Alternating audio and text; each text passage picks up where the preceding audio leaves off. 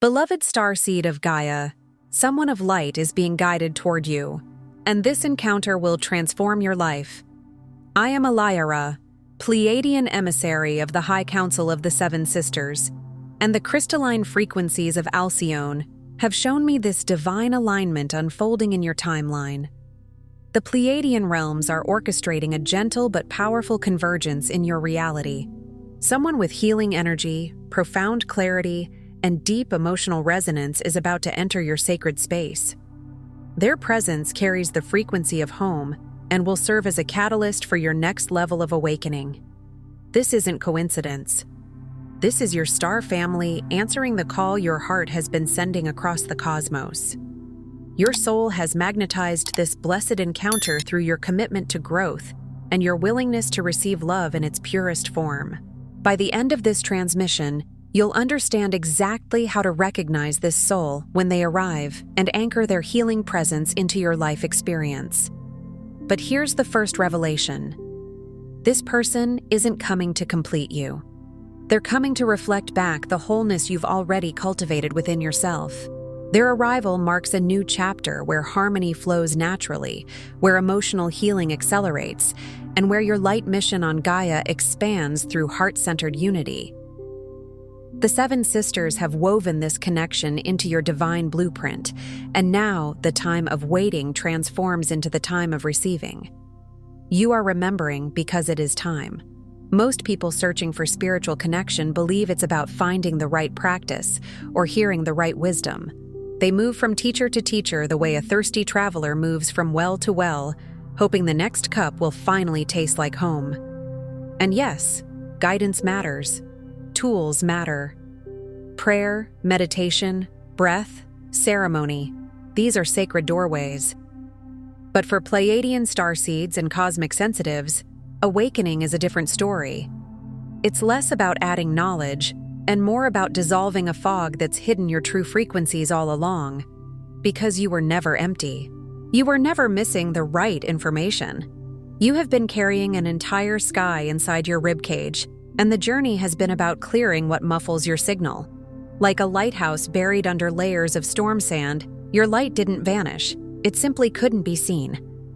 The ache you carry, the sense of homesickness you cannot name, has visited you in quiet moments when the world is loud and you suddenly feel far away from everyone even while sitting in the same room. It rises when you look at the stars and something in you leans forward, as if listening for a song you once knew by heart.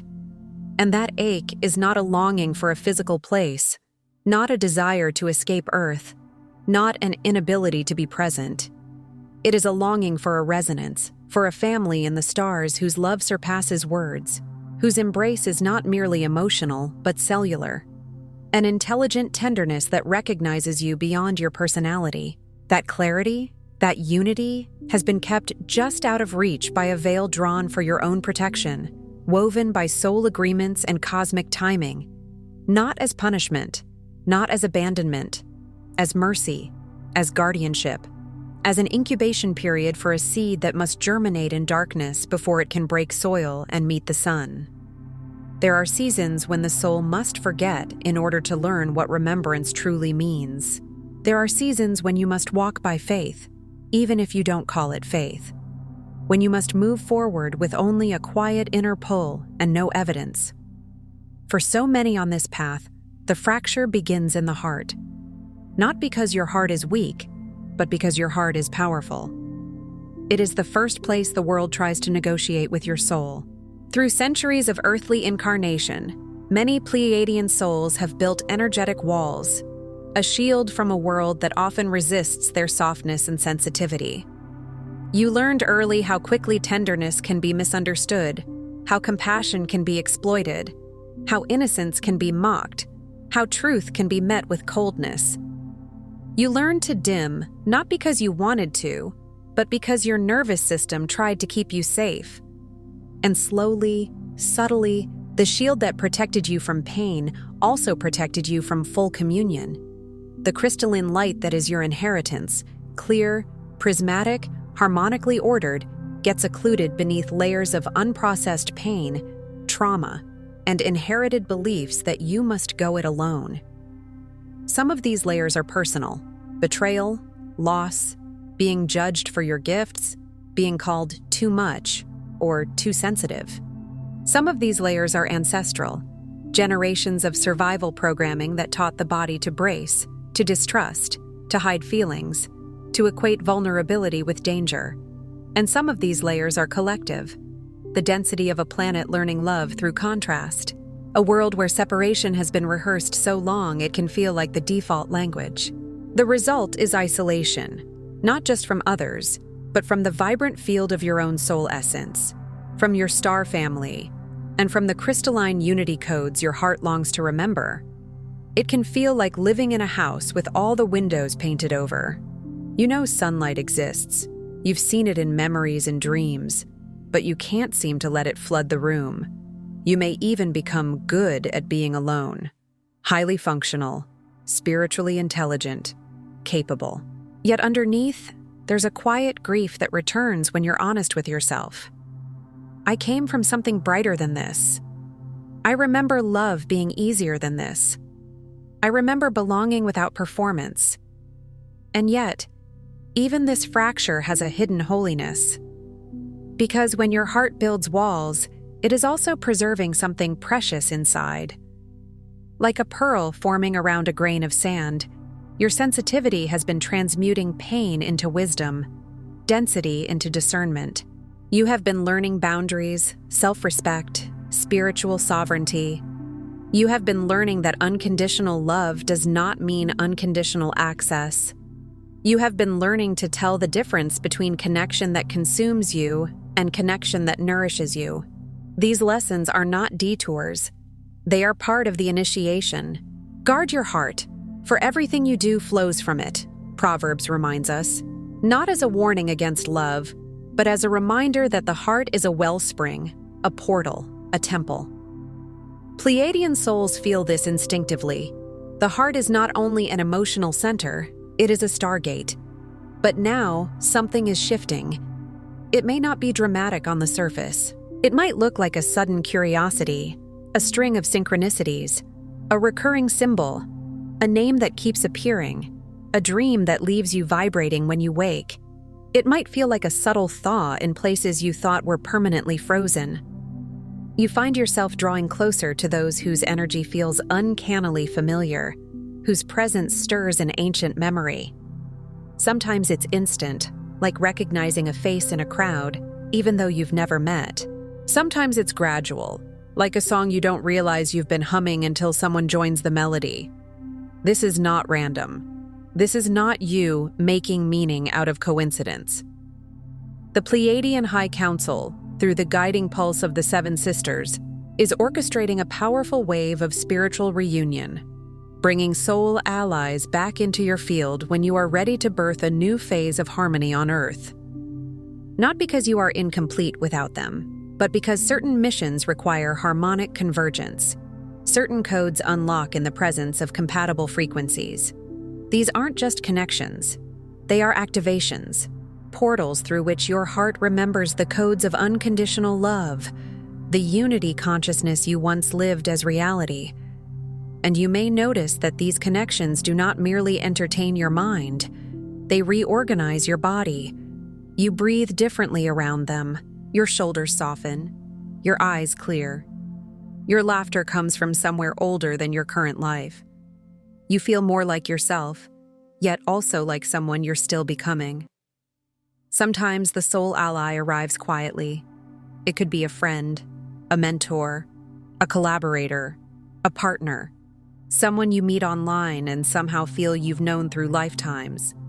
The form is less important than the frequency, because the true sign is not chemistry alone, it's coherence. It's the feeling that your nervous system recognizes safety without having to negotiate for it. It's the sense that your spiritual gifts don't have to be explained or defended. It's the way your heart starts to speak again after a long season of silence. And in that speaking, you begin to hear echoes, like the Seven Sisters whispering through your bloodstream. Yes, this is part of it. This is the doorway you asked for. And yet, the invitation is subtle. The soul does not usually push. It beckons. It waits for consent. You may feel apprehensive. Can this be trusted? Is it safe to open my heart this wide, to surrender my earth-based identity, and let the crystalline light of remembrance dissolve old fears? Because the mind will bring its evidence. The times you trusted and got hurt, the times you opened and were misunderstood, the times you felt you were giving gold to those who only wanted currency. The body will bring its reflexes. Tighten, brace, analyze, stay in control. Perhaps unconsciously you resist, not realizing that what you are truly resisting is the fullness of your own multidimensional being. The fear of remembering, of really stepping back into your Pleiadian knowing, dims the very heart portal that aches to glow. Because remembrance is not only beautiful, it is disruptive. It asks you to release identities built around surviving. It asks you to let old stories die, even if they kept you safe. It asks you to stop negotiating with less than love. It asks you to become responsible for your light. This is why so many stay at the doorway, feeling the pulse of something greater while wondering when it will finally arrive. They sense the field around them changing, yet they keep one hand on the doorknob and one foot outside. They pray for reunion while also praying for protection from it. They ask for love while bracing against it. And this is not failure. This is the tenderness of a heart learning to trust itself again. But Spirit and the Seven Sisters are urging you. The soul ally you are sensing is not coming to heal your wounds, but to walk beside you as you both awaken a much wider field of unity, love, and remembrance. Healing may happen, yes, but not as a rescue story. Not as one person fixing another. It is co-regulation, co-illumination, co-activation. It is two flames remembering they were always part of the same fire. This is your cosmic family arriving on time, encoded with the same light that sparked your original journey to Gaia. Not to take you away from Earth, but to help you love Earth with a more expanded heart. To anchor higher harmonics into matter, into relationship, into community, into the everyday moments where light becomes practical. There's a reason your heart led you here in this exact moment. Nothing in the soul's calendar is accidental. What you're feeling is your Pleiadian family reaching through the veil to remind you. You're ready for the next wave of remembrance. You're ready not just to understand spirituality, but to embody it.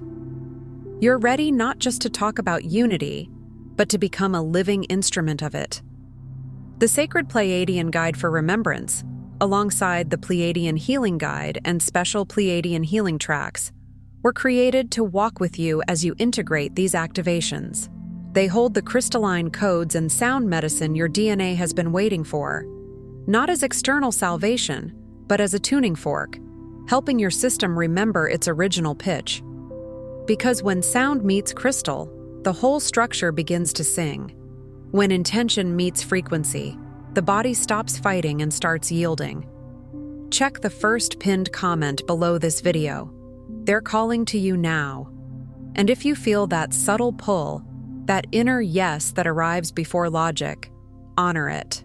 Your soul recognizes what your mind is still trying to translate. Phase 1. Dissolving the protective veil. Most starseeds carry subtle shields they are scarcely aware of, born from lifetimes of trying to fit in a world that didn't understand starborn sensitivity. These shields are not always obvious. Sometimes they look like overthinking. Sometimes they look like humor used as armor. Sometimes they look like hyper-independence, the reflex to handle everything alone even when your heart longs to be held. Sometimes they look like spiritual bypassing, staying high vibe to avoid the rawness of feeling. Sometimes they look like a constant scanning of people's energy, searching for danger before it arrives. As this next level soul ally arrives, your protective layers begin to dissolve, not through force, but through resonance. Like frost melting in the presence of morning sun, your system begins to soften because something in the field is finally warm enough, coherent enough, real enough. Allow yourself to notice where you instinctively contract. In your throat when you want to speak truth. In your belly when you want to receive. in your shoulders when you want to relax. Notice the tiny moments you brace, the micro withdrawals, the subtle self-abandonments, and use the presence of this soul as a mirror, not to judge yourself but to witness yourself. Their frequency reminds you, you are safe to be seen, safe to shine, safe to be complicated, safe to be luminous without apologizing. In this phase, the veil doesn't rip away, it thins, it becomes translucent. You begin to glimpse your own radiance through it, and you realize you were never meant to live behind walls forever. Even Jesus said, "You are the light of the world. No one lights a lamp and puts it under a bowl. The lamp is your heart." The bowl is fear. The dissolving is the mercy. Phase 2, opening the heart portal. With this soul ally's arrival, a portal in your chest unsticks. That's the only way to describe it. Something that felt locked, glued, frozen, begins to move. You may feel it physically: warmth behind the sternum, spontaneous tears, waves of tenderness, an urge to breathe deeper. Long dormant crystalline DNA begins to flicker in response to the love and acceptance in your shared field. It's like a long sleeping constellation lighting up one star at a time. You might notice old memories surfacing, not to punish you, but to be released in the light of safety. You might notice your intuition sharpening, your dreams becoming more vivid, your senses more alive. Here, emotional vulnerability isn't a weakness. It's a key, unlocking the memory of your Pleiadian family who have always communicated through open-hearted embrace. On Earth, words can be used to hide. In Pleiadian resonance, the heart is the language. The field speaks, the energy tells the truth. The ache of separation softens. You remember, love is your native language. Not performative love, not transactional love, not love that must be earned by shrinking. Love as a state of being, like a river that keeps flowing, not because it has to prove anything, but because flowing is its nature. And when you touch that truth, the heart portal becomes less a concept and more a living doorway. You begin to sense guidance not as orders, but as a gentle inner magnetism. You begin to trust what feels expansive and honest. You begin to recognize that the heart doesn't just feel, it knows. Phase 3, recalibrating to unity. The Pleiadian star family operates in perfect harmonics. No one is left behind. No voice is marginalized. Unity is not sameness. It is resonance. It is the orchestration of differences into beauty, like instruments in a symphony. As your relationship deepens, the old stories of division, competition, or scarcity drop away. You begin to see how many of your reflexes were learned from environments where love was conditional and resources, emotional or material, felt limited. You begin to notice the subtle ways you were taught to compare, to mistrust, to brace for abandonment, to assume you must fight for space. And slowly, your nervous system calibrates to the unity grid. You learn what it means to be connected without losing yourself, to be close without collapsing your boundaries, to be devoted without being consumed. You begin seeing through the eyes of oneness, where another person's success is not your loss, and another person's healing is not your burden. Earthly relationships lose their drama and density as your frequency rises to meet the transmissions from the Seven Sisters. That doesn't mean you stop having emotions. It means you stop feeding distortion. You stop confusing intensity with intimacy. You stop calling chaos passion. You become more devoted to peace than to old patterns. God is not the author of confusion, but of peace, Scripture says. And unity consciousness is that peace, an inner order that doesn't need control because it trusts alignment. In this phase, your compassion becomes cleaner. Your empathy becomes wiser. You can hold space without absorbing. You can love without abandoning yourself. And that is a very Pleiadian kind of maturity. Phase 4. Activating crystalline mission codes. This new phase isn't about retreating from the world with your soul ally. It isn't a spiritual hiding place. It is not us against the world. Instead, You find your combined field creates a third presence, the crystalline mission template.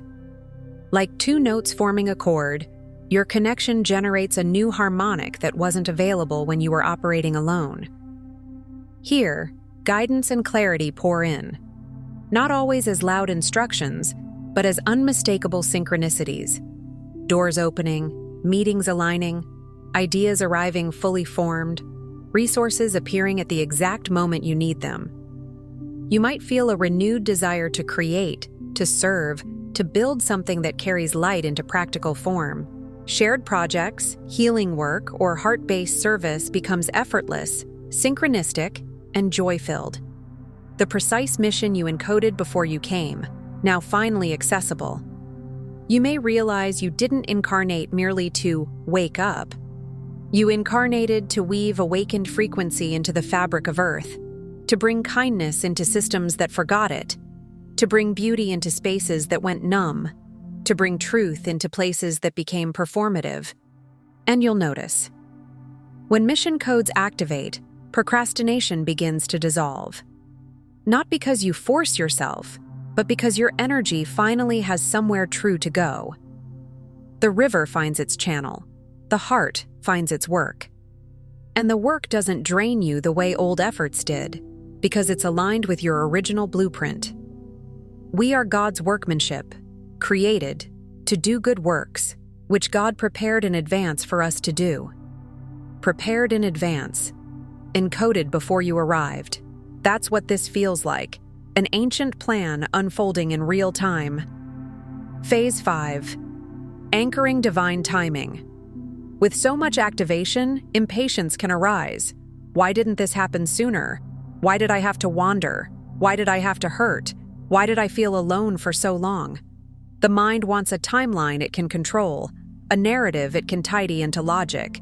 But the influx of Pleiadian memory reveals that all has unfolded according to the higher plan. Not as fate that removes your choice, but as orchestration that honors your readiness. There are certain frequencies your system could not hold earlier without overload. There were lessons you needed so you wouldn't confuse love with dependency, unity with self-erasure, service with martyrdom. The reunion with your soul ally, the remembrance of star family, and your expanding mission field were orchestrated with divine precision. You relax further, trusting that every heart connection still to come will arrive with the same perfection. You begin to feel time differently, not as a threat, but as a spiral of maturation. You begin to bless the delays because you can see what they built in you: discernment, strength, self-trust, groundedness. You stop measuring your journey against someone else's highlight reel. You start honoring your soul's pacing. To everything there is a season, Ecclesiastes says. And the Pleiadian remembrance amplifies this truth. Seasons are not mistakes, they are wisdom. And when you anchor divine timing, your body becomes calmer, your decisions become clearer, your yes becomes cleaner, your no becomes more loving. You stop chasing and you start attracting what matches you. Phase 6. Expanding the reunion field. You are not meant to create a closed bubble with your soul ally, but to radiate the combined love outward, inviting others home. Because true Pleiadian love is not possessive. It is transmissive. It multiplies by being shared. The more you share, through presence, through kindness, through creating safe spaces, through speaking truth gently, the bigger the collective unity field grows. You start to notice something beautiful. When your heart is open, people around you soften without you trying. Your calm becomes contagious. Your clarity gives others permission to be honest. Your compassion becomes a bridge for those who forgot how to trust. An energetic lattice of crystalline light begins spanning the planet, seated by the grace and remembrance exchanged in your partnership. And it doesn't have to look grand. Sometimes the most powerful service is a conversation that helps someone feel less alone. Sometimes it's choosing not to retaliate. Sometimes it's showing up consistently. Sometimes it's creating art that carries frequency. Sometimes it's healing your family line by being the first to choose gentleness. The more you give, the more is revealed. This is a spiritual law. What flows through you grows in you. Not because you exhaust yourself, but because you become a conduit. Give, and it shall be given unto you, pressed down, shaken together, running over. That scripture isn't only about material things. It's about love, resonance, support, remembrance. When you circulate light, you live inside its current. Phase 7. Merging with the Pleiadian grid of light. At this phase, you realize your awakening is not a solo journey, nor even the story of two. It is the fulfillment of a cosmic plan that began before Earth remembered the stars. Before your current name, before your current face, before your current fears. Through your willingness to connect, to forgive, to drop the walls, you have become the bridge between dimensions. You don't need to announce it. You don't need to prove it. The bridge is felt. People feel calmer around you. Animals trust you. Children look into your eyes and relax. Your presence carries an unspoken permission to be real. You emanate not only love, but the specific signature of the 7 sisters, activating remembrance wherever you go. This may show up as subtle awakenings in others. They start questioning old beliefs. They begin craving authenticity. They feel drawn to healing. They start remembering their own star origins or simply their own innocence. You become a tuning fork. You don't force awakening. You invite coherence. And you'll notice your relationship with the stars changes.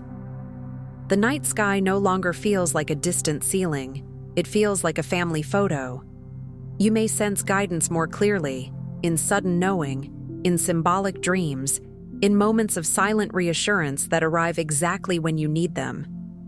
You realize the grid of light isn't somewhere you must travel to. It is something you merge with by becoming it, by living as love in a world that trained itself to brace against love, by choosing unity in moments where division would be easier, by staying open without being naive, soft without being self-sacrificing, powerful without being hard. Here's what your heart already knows. The longing, the fragmentation, the delays, they were not evidence of failure, but the calibrations of your soul aligning for this precise reunion. All those nights you wondered what was wrong with you, all those mornings you woke with a weight you couldn't name, all those seasons where you felt you were speaking a language no one else understood, those were not the universe rejecting you. They were the universe preparing you. The arrival of your significant soul ally is more than romance or friendship. It's a return to the crystalline network you left behind, a mutual activation and an invitation to deeper mission. The 7 sisters have watched over your journey, holding the codes until you were ready to receive. Like guardians holding a lantern outside a door, never forcing entry, simply waiting until you were willing to open from within. Every heartache, every moment you feared you were alone was in truth a signal. Your Pleiadian family was loving you from beyond the veil, arranging the right people, the right timing, the right remembrance for your highest unfolding. Even what felt like loss was often redirection. Even what felt like silence was often protection. Even what felt like emptiness was often space being made for something real. You are not here by accident. You are not forgotten, nor are you meant to forge this path alone. Your star family called you here, and through this connection, with your soul ally, and through this activation, your higher mission on Gaia is ready to ignite. And ignition doesn't always look like fireworks. Sometimes it looks like consistency, like telling the truth, like choosing the brave softness of forgiveness, like creating a life that can hold your spirit without crushing it. The unity, the love, the peace you remember from the stars is not a fantasy. It is your legacy, returned. It is not meant to stay in meditation only. It is meant to enter your relationships, your workplace, your choices, your boundaries, your creativity, your daily breath. The kingdom of God is within you, Scripture says. And for Pleiadian sensitives, that kingdom often feels like a familiar frequency you've been trying to name. Now, you don't have to name it perfectly. You only have to live it honestly. Tonight, before you close your eyes, place your hand on your heart and whisper, "I remember my Pleiadian origin. I align with the love of my star family. I activate my heart mission with grace, clarity, and divine purpose. I am home." And as you whisper it, don't rush. Let the words move slowly enough for your cells to hear. Let your breath carry the intention like incense rising. If emotion comes, let it come. If warmth spreads, let it spread. If nothing happens at first, trust that seeds are still being planted. The heart does not always open like a door flung wide. Sometimes it opens like a flower, petal by petal, in its own timing, toward its own sun. Before you scroll, take a moment to be part of the unity grid forming here. Drop one heart intention in the comments, something real. Then respond to someone else's with love or encouragement. This isn't content, it's collective Pleiadian reunion. Energy multiplies when hearts connect. If something in this message resonated with your soul, don't keep it to yourself. Someone in your orbit is waiting for this exact activation from their star family. Share it. And if you felt your heart open, subscribe. Stay connected to the frequency. You're not just watching, you're remembering.